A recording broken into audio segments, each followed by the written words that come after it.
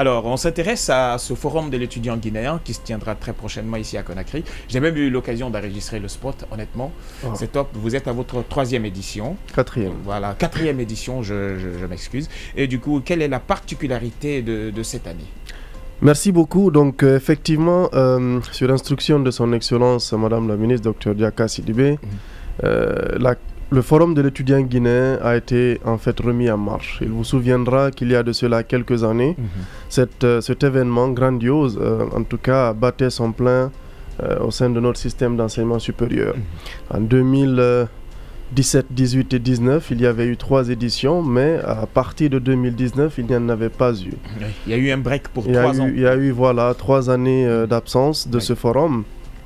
Donc, Dr Diaka Sidibé a décidé de remettre cette machine en marche pour les étudiants en faisant en sorte en fait qu'il y ait vraiment toutes les, comme vous le dites, toutes les nouveautés possibles pour que les étudiants puissent en réalité avoir ce qu'il y a de meilleur dans notre système d'enseignement supérieur. Donc, en réalité, les éditions précédentes, il y avait beaucoup plus d'orientation dans la programmation de ces éditions du forum.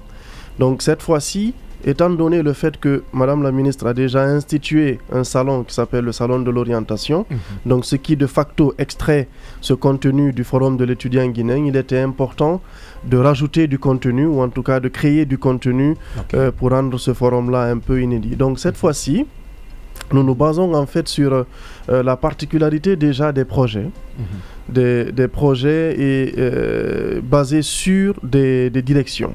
Nous avons 3 directions générales au sein de notre département d'enseignement supérieur de recherche et d'innovation. Donc nous avons un projet qui est piloté par chaque direction. Au niveau de la direction générale de l'enseignement supérieur, il y a le projet portant sur la plume de l'étudiant, qui est un projet de livres qui ont été écrits par des étudiants et pour les étudiants. Au niveau de la recherche scientifique, il y a un projet porté également par cette direction qui parle de la recherche scientifique avec le concept de ma thèse en 180 secondes pour permettre aux enseignants-chercheurs, parce qu'on en a plein d'enseignants-chercheurs qui ont fait des thèses, mais malheureusement, ces thèses ne sont pas vulgarisées, ces résultats de recherche ne sont pas connus. Donc c'est de permettre à ces enseignants d'avoir une plateforme où en tout cas ils pourront venir speecher pendant 180 secondes sur leur thèse et permettre à nos aux différents publics, aux bailleurs et tout ça, de pouvoir aussi les aider à aller de l'avant. Il y a un autre projet, non des moindres, qui est le projet géré, piloté par la Direction Générale de l'Innovation, qui est les 24 heures de l'innovation.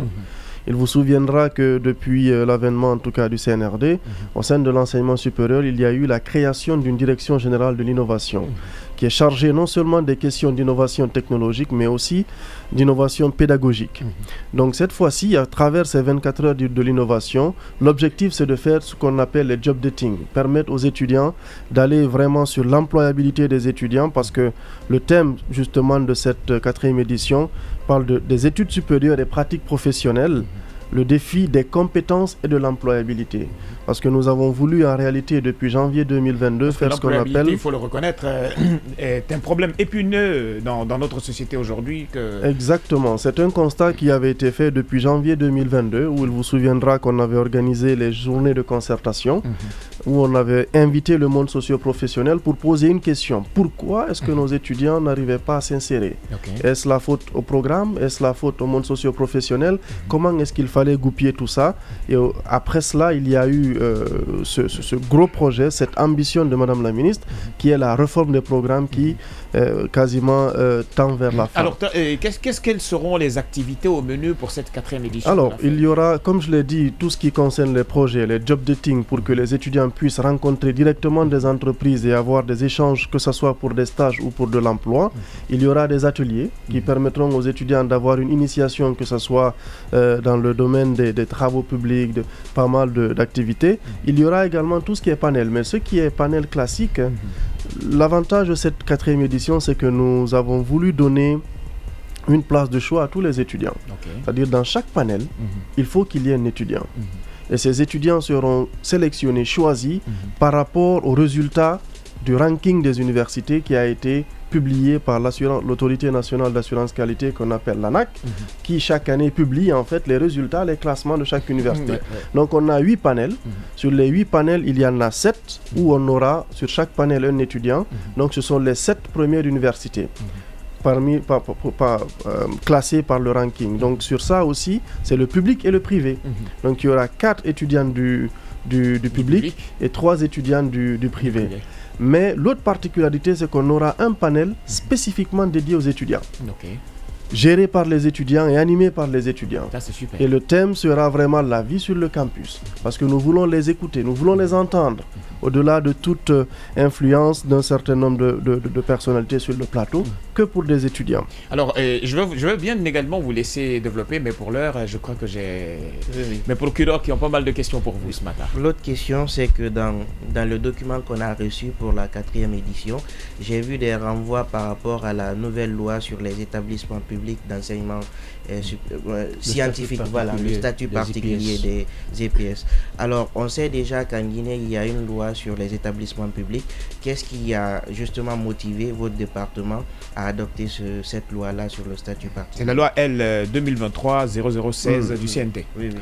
Oui, très bien. Vous l'aurez compris, c'est une révolution dans notre système d'enseignement supérieur, mais nous n'allons pas particulariser le forum de l'étudiant guinéen uniquement en ce qui concerne un projet de loi. Ça, c'est quelque chose de grandiose que nous pouvons débattre par mois. Voilà. Mais l'objectif, justement, c'est que nous avons constaté que nous-mêmes, étudiants ou autres, nous ne connaissons pas notre système et nous ne connaissons pas ce qui est fait dans notre système d'enseignement supérieur. C'est pour cette raison que ce soit la loi et tous les autres projets, programmes qui ont été faits dans le système d'enseignement supérieur pour qu'on puisse vulgariser ça auprès des étudiants, pour leur expliquer aujourd'hui quel est le changement. Cette loi, elle vient vraiment régler de façon définitive la question de la légitimité de nos institutions d'enseignement supérieur et de cette loi découlera un certain nombre de décrets, de textes de loi, de textes d'application qui vont améliorer mais de façon considérable la condition de vie des enseignants et autres. C'est tout un autre débat sur lequel je pense qu'on pourrait revenir un peu. Mais ce forum de l'étudiant, c'est enseigner les étudiants, leur montrer qu'est-ce qu'on a de plus précieux dans notre système d'enseignement supérieur, les montrer d'où nous venons, où nous sommes et où nous nous en allons, avec justement les réformes en termes de projets étudiants-entrepreneurs, en termes de projets de stages et d'alternance, en termes justement de sécurisation et d'harmonisation des diplômes. Qu'est-ce qui est fait, où nous nous en allons, c'est l'objectif de ce forum. Mais au-delà de ça, nous avons une particularité cette année, c'est qu'il y aura de façon pleine et entière une partie réservée au divertissement et au sport. Et le numérique est vraiment pointé du doigt. C'est au cœur c'est vraiment au cœur de l'édition. Ok, vas-y. Moi j'ai 2 questions et la troisième, c'est pas une question, c'est un plaidoyer que je vais faire. Alors fais ça très rapidement. Oui, deux questions. La première question, est-ce que puisque le ministère voulait servir d'interface au cours de cet événement-là, est-ce qu'il y a un portail qui a été créé pour suivre par exemple les étudiants qui seront demandeurs de stage, ça c'est la première question. La deuxième question, le thème, la vie sur le campus pendant ce panel-là, est-ce que ce thème a été choisi pour prévoir en quelque sorte éventuellement le retour des campus dans les universités guinéennes? La troisième, c'est un plaidoyer. Accepteriez-vous d'être l'invité de TEG, Tout sur l'éducation, qui est une émission consacrée exclusivement à l'éducation les samedis, demain samedi, pour être notre invité? Alors, pour la troisième question, je crois que... il préfère nettement la troisième question. Voilà, je crois qu'il y a un autre responsable, comme Presse et Médias, qui nous écoute actuellement. On va échanger avec elle parce qu'on a vraiment toute une programmation, mais ce serait avec un grand plaisir. Voilà, si ce n'est pas à 7 heures. Non, c'est pas à 7 heures. Voilà. C'est à partir de 15 non, heures. je rigole, même si c'est à 5 heures, on est disponible. Donc, votre première question, c'est par rapport à... Est-ce qu'il y a un portail qui est créé pour permettre pour les étudiants. Alors, comme je l'ai dit, il y aura vraiment ce job dating et nous voulons nous appuyer dessus. La Direction générale de l'innovation va faire ce suivi, ce monitoring pour pouvoir en fait mettre en relation les entreprises et les étudiants. Et d'ailleurs, il y aura un coach aussi spécialiste dans l'insertion des jeunes qui va venir de l'étranger parce que nous voulons aussi que la diaspora et les experts internationaux puissent venir aussi aider ces étudiants-là dans leur insertion professionnelle. Donc il y aura ce monitoring qui sera fait bien entendu pour que nous sachions un peu quels a été les débouchés dans ce sens-là. La deuxième question c'était par rapport à... C'est par rapport au thème du panel, la vie sur le campus. Voilà, la vie sur le campus. Il faut rêver aujourd'hui à... Alors, on pourrait s'attendre au retour des campus. Alors, ce qu'il faut savoir, quand on parle de campus, on ne parle pas de résidence universitaire. Donc il faut peut-être un peu faire la part des choses, mais il faut rêver effectivement, parce que nous avons pris ça en compte depuis peut-être 12 mois maintenant, pour le retour des résidences universitaires dans les différentes universités. Mais qu'à cela ne tienne, il y a un gros projet, un méga projet j'allais dire, qui s'intitule le projet des 4 universités. Il s'agit de l'université de Sonfonia, l'université de Kankan, de l'Abbé et de Zérékoré, qui viendront en tout cas dans ce méga projet qui est inclus dans l'accord sino-guinéen, venir aussi résoudre un peu cette problématique des résidences universitaires. Et d'ailleurs, il faut aussi le signaler, parce que depuis que Madame la ministre a relancé cette problématique des résidences universitaires qu'on appelle dortoirs dans nos universités, il y a un certain nombre d'institutions qui ont avancé dessus. Je parle de l'Abbé, je parle de Farana et tant d'autres qui avaient des embryons de dortoirs qui ont quand même pu faire ça. Mais ce qui est important, c'est que toutes ces avancées feront l'objet de communication durant ce forum les 6, 7 et 8 décembre au Palais du Peuple à l'endroit de nos étudiants. En tout cas, le message est compris et il faut le rappeler que le forum de l'étudiant guinéen se tiendra du 6 au 8 décembre. 8 décembre 2023. Voilà, ça sera du côté du Palais du Peuple de Conakry. En tout cas, merci pour votre passage ce matin. Ça a été un plaisir d'échanger avec vous et il faut nettement reconnaître qu'il y a beaucoup d'avancées quand même au sein du département de l'enseignement supérieur et chapeau pour Madame la ministre. Très bien, c'est moi qui vous remercie et si j'ai 10 secondes pour dire en fait que cette fois-ci il y a un lien. Et juste 10. Voilà, il y a un lien qui a déjà été publié, que tout le monde en fait puisse aller se connecter sur ce lien pour s'enregistrer. Et c'est quoi le lien? C'est c'est une URL, voilà, que je ne maîtrise pas trop, voilà. Mais c'est un lien, il y a une URL qui est créée. Donc qui vous pouvez aller sur à travers la biais page facile, du voilà, ministère de... Exactement, à travers la page de pouvoir s'inscrire parce qu'il faut que les gens s'inscrivent afin de pouvoir avoir accès à leur badge d'accès.